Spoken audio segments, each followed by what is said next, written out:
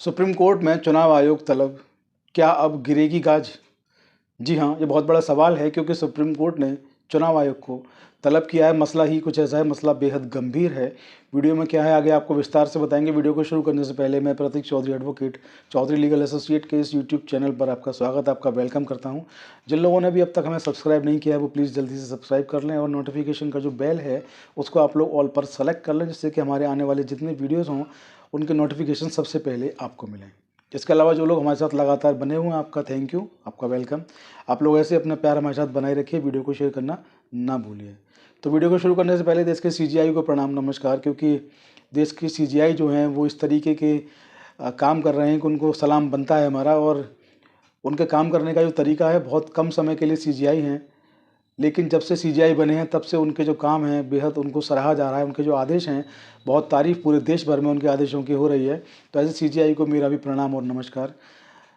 अभी कुछ दिन पहले, अभी 2 या 3 दिन पहले हमारा वीडियो आप लोगों ने देखा होगा, तो उसमें जो मसला बताया गया कि जो चुनाव आयोग है उसको लेकर केंद्र की सरकार ने एक आदेश जारी किया है कि अब जो इलेक्ट्रॉनिक दस्तावेज हैं उनको किसी भी व्यक्ति को, किसी भी आम व्यक्ति को नहीं दिखाया जाएगा। ऐसा उन्होंने नियम जो है पास किया है।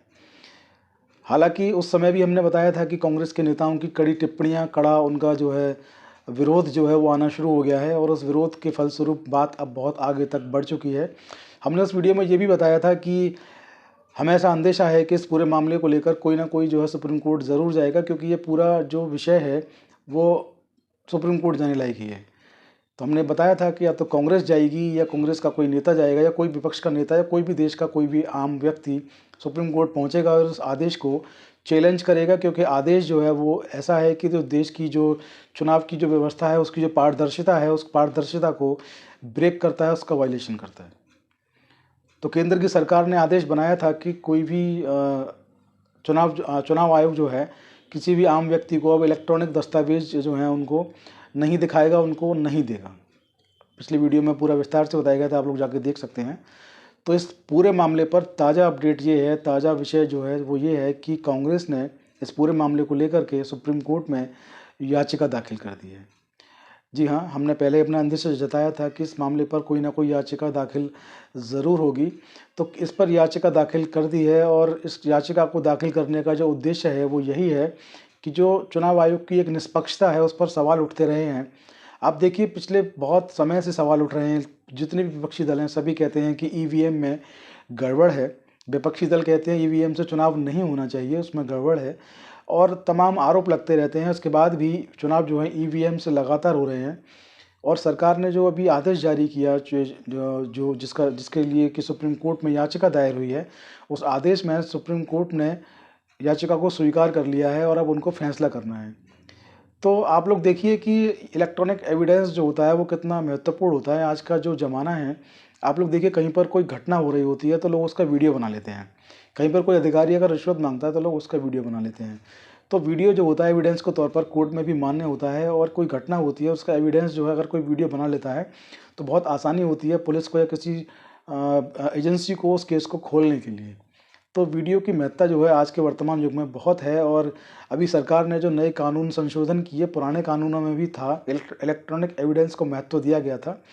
नए कानूनों में भी इलेक्ट्रॉनिक एविडेंस को महत्व दिया गया है, और मोदी जी पूरे देश को डिजिटल करना चाहते हैं। मोदी जी चाहते हैं कि पूरा देश डिजिटल हो। ऐसे में इस तरीके का आदेश केंद्र की सरकार से आना, ये भी थोड़ा हमारी समझ में नहीं आया था। हमने आपसे पूछा था कि आपकी समझ में आया तो आप बताएं। हमारी समझ में तो नहीं आया था, क्योंकि हमने ये भी आपसे जिक्र किया था कि आप लोग देखिए कि जो चंडीगढ़ का जो मेयर चुनाव हुआ, वहाँ पे जो चुनाव अधिकारी थे अनिल मसीह, उन्होंने किस तरीके से चुनाव में धांधली की। एक चुनाव अधिकारी होने के बाद, एक लोक सेवक होने के बाद, उन्होंने जो है किस तरीके से वहाँ के जो वोटर्स थे उन वोटों को कैंसिल किया।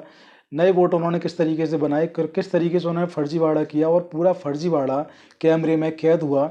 बार बार कैमरे को निहार रहे थे। और उस समय के जो सीजीआई थे डीवाई चंद्रचूड़ साहब, जब उनके सामने क्लिप पहुंची तो बेहद नाराज़ हुए। उनको तलब कर लिया सुप्रीम कोर्ट में, पेशियां उनकी लगवाई सुप्रीम कोर्ट में, माफ़ी उनसे मंगवाई। उसके बाद इस पूरा मामला जो है ख़त्म हुआ था। तो आप लोग सोच के देखिए कि अगर वो एविडेंस ना होता तो इस केस का आश्चर्य क्या होता। तो एक तरफ तो जो केस है उसका आश्चर्य जो है आप लोग देख रहे हैं कि एविडेंस की वजह से ही अनिल मसीह को जो है फटकार लगी सुप्रीम कोर्ट की। अनिल मसीह को सुप्रीम कोर्ट में आके सॉरी बोलना पड़ा, कई बार सॉरी बोलना पड़ा, उनको फटकार लगी। अगर ये एविडेंस नहीं होता तो क्या होता इस केस में? इस केस में जो है एक व्यक्ति, मैं क्या बताऊं, वो जीत चुका था और जो जीता हुआ व्यक्ति था उसको हरा दिया गया था। तो सुप्रीम कोर्ट ने जब पूरे मामले को देखा तो दोबारा से जब वोटिंग जब वहाँ पे काउंट हुई तो वहाँ पे देखा कि जो जो जीत गया था वो हार गया है, और जो हार गया था सुप्रीम कोर्ट ने उसको विजयी घोषित भी किया था। पूरे देश में चर्चा का विषय बना, पूरे देश में चुनाव आयोग की किरकिरी हुई, पूरे देश में चुनाव आयोग की फजीहत हुई थी इस केस को लेकर के।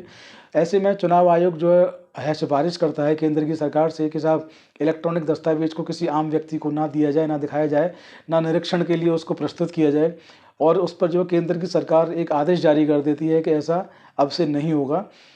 यह आपत्तिजनक था। इसको लेकर सुप्रीम कोर्ट में याचिका कांग्रेस की तरफ से दाखिल हो चुकी है।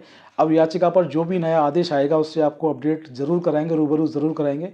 आप लोग हमारे साथ बने रहिए। जय हिंद, जय भारत, नमस्कार।